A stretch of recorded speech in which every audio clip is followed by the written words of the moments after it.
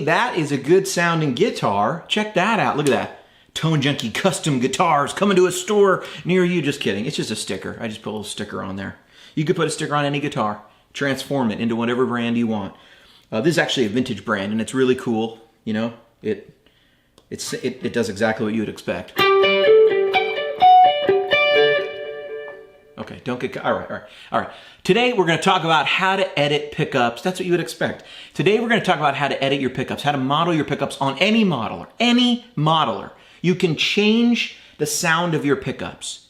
And all you got to do is understand two concepts. Okay? The first concept is when you apply EQ before your amplifier, it is similar, very similar, pretty much the same thing as editing the sound of your pickups. Now, I mean, think about it. You throw in some overdrives, and your amplifier all of a sudden sees this dirty thing. It doesn't know it's a guitar and an overdrive. It just sees this dirty signal. When you throw your tube screamer on, it doesn't know, oh, that's a tube screamer. I've heard that before. The amp doesn't know that. It doesn't have a brain. The amp just hears, whoa, now it's this mid-rangey crazy thing. So that often fits really well with like a single coil. But the amp just, it puts through the sound you give it. So let's turn off this little EQ. I was changing the sound of this guitar right here. And let's listen to this humbucker in the neck by itself.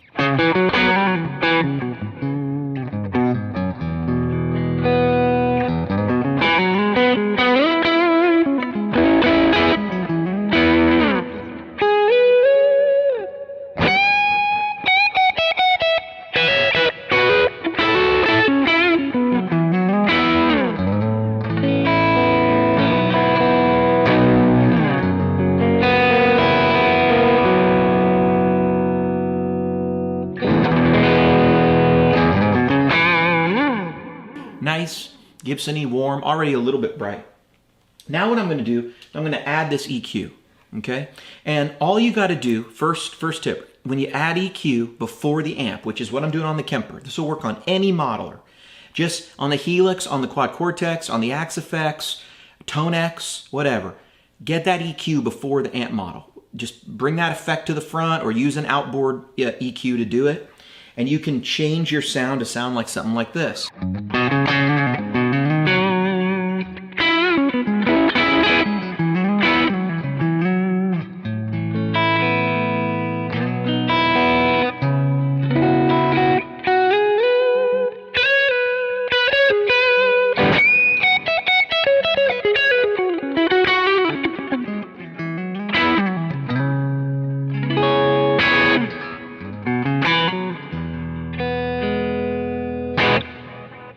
You can get the sparklies out of even a humbucker. And that's the point. Here's the second thing you got to understand. Humbuckers have a lot of mid-range, specifically low mids. Single coils don't. They have mid-range, but it's more of a higher mid-range and they have more sparkly presence.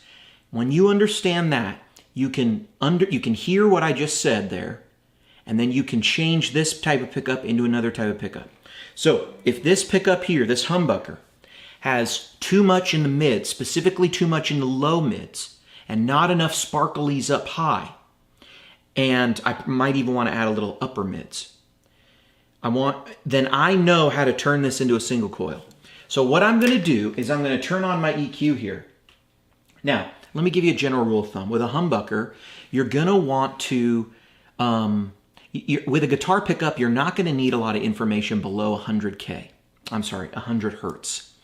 And so if you've got, like we have here, 80, 160, keep that 160 intact. If you got 120, 100, keep that intact. I would use a graphic EQ where you have multiple bands that you can edit. You can do that on the Kemper. You can do that on the Quad Cortex. Get your graphic EQ out.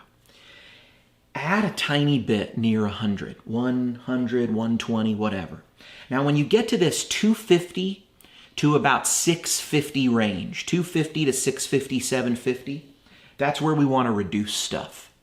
I, on my Kemper over here, am cutting about 3 and 4 decibels of each of those. And listen to the sound that gives me. Listen to the low end. That's with no EQ. Here's with the EQ. See how we have a little less heft? It's a little hollower and you hear some extra brightness coming through. Some of that brightness, so what do we talk about? Leave the 100, right? Leave the 100, 120. You might even give yourself a little half decibel boost. Single coils often have a nice little, they're categorized by having lots of highs and lots of lows. Not a ton in the middle. But we want to make sure we get rid of those mids correctly. So if you're around 100, 120, go ahead and leave that alone, or maybe bump it up half a decibel. But in that 250 to 750 range, bring that down. How much is going to depend on your pickups. Start with 3 or 4 decibels. Don't be afraid to go to 5 or 6. Some pickups are going to need it. Some pickups are going to need it. Use your ear. You got to use your ear. 1250, 1000, 1250, somewhere in that range. You're going to have to use your ear, but in general, you can decrease it. In general, you can decrease it. Now, if you're using a P90, and you're trying to get it more single coily, this is where we're going to have some difference. Those frequencies might already be not so huge. But in a humbucker, there's going to be a lot of information in that middle range. And in some of the more open sounding humbuckers, we might even have a little less. So I'm going to lower that just about 1.5 decibels. So we lowered all the low mids, the 250 to 750. We lowered that about 3-4 decibels. This, I'm only going to lower about 1.5 decibels. Just take it down a little bit. Now here's where we start boosting. 2,500, 2,000, 3,000, just leave it. Leave it. Those are those nice high mids. We might boost them a little bit. Maybe try boosting half a decibel. Try it. I don't know, you know? That's where you want the...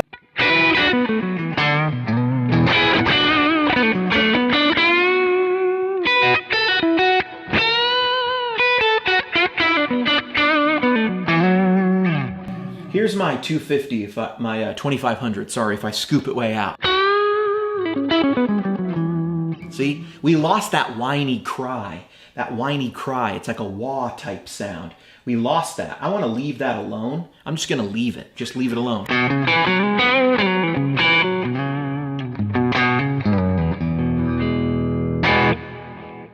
Next, we're going to talk about the upper frequencies. 5,000, consider that your line between treble and presence. Let's boost it up a little bit. I'm boosting mine about 1 decibel. Just 1 decibel. Listen to that. Listen to that right here.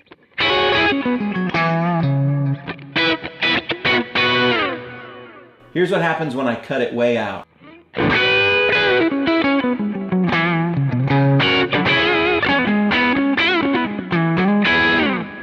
Nice. Here's what happens when I put it way in.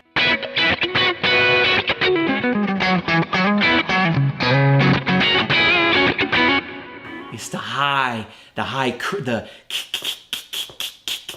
on the note. You know what I'm saying? I like it. You can turn that up a little more if you want it or not. I'm going to leave mine about 1 decibel. 10,000 and stuff, I don't mess with the guitar over there. You can if you want. A lot of speakers are not putting out information really much past 8,500. But you are going to get pickup of those frequencies from the microphones. And that can be reflection. That can be kind of phantom frequency. Like just a sound that rattles the ribbon in a way that it creates those frequencies. Even though they're not audible to us coming out of the guitar speaker, those frequencies can actually become audible with that microphone, with that ribbon movement, which is kind of strange. You won't get it on a dynamic microphone. There won't be enough power there.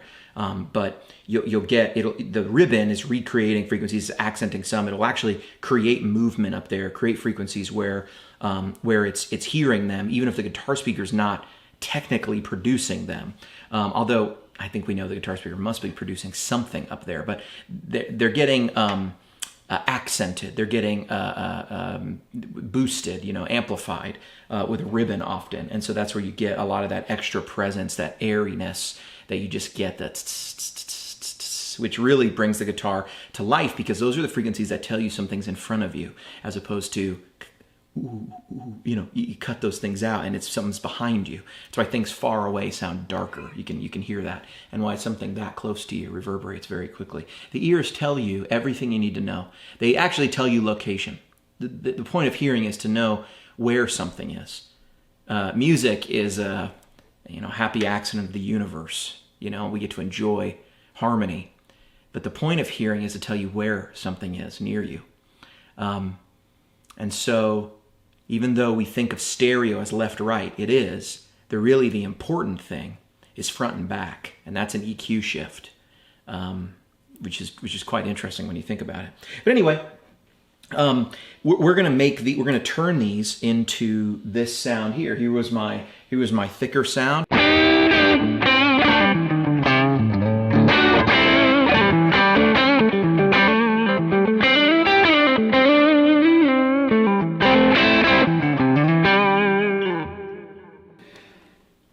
Here's my thinner, brighter.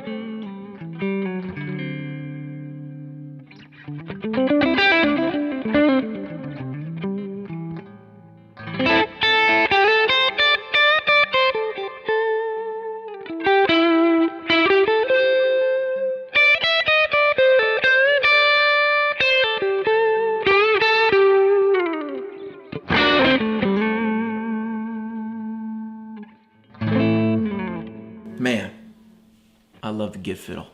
That's your lesson for the day, boys and girls. Hearing is about where something is.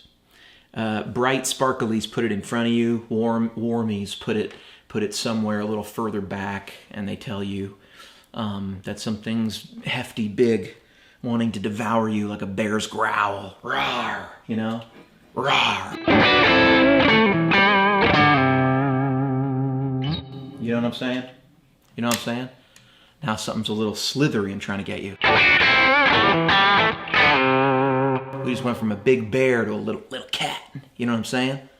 That's tone. That's tone, baby. Uncle Willie, that's some tone. So use that. Use that. You can go the other way too. If you're on single coils, take down some of those higher frequencies. Leave the bass where it is. You could even cut a little bit of that 100. Boost the 350, the 500, boost that range, boost the 700. Give yourself that real megaphony sound, and you'll quickly get to some warmth, some really nice warmth, you know? And those are kind of the things we can change with a guitar. You know, the sound of a semi-hollow and a telly is actually an EQ curve that's really intricate. But we can fool ourselves into thinking maybe we went from a humbucker in this guitar to maybe a P90 in this guitar, or maybe even we split it in this guitar, and you know, split it but have a boost bringing us up to the same output, because we're really not changing the output. So it's a little better than splitting. And having that on your board can be the difference between having to pick up another guitar or not having to, or really nailing the sound and feel of a part, or not nailing the sound and feel. Hope this is helpful. You can do this on Quad Cortex, Helix, Head Rush, Axe Effects, everything. I did it on the Kemper today, but if you just understand those frequencies, if we want to get to single coil, here's what we do. If we want to get to humbucker, here's what we do. If you understand those frequencies and use your ears, you can model these pickups. You can edit, change, switch out, fine-tune the pickups of your guitar with any modeler. That's wild.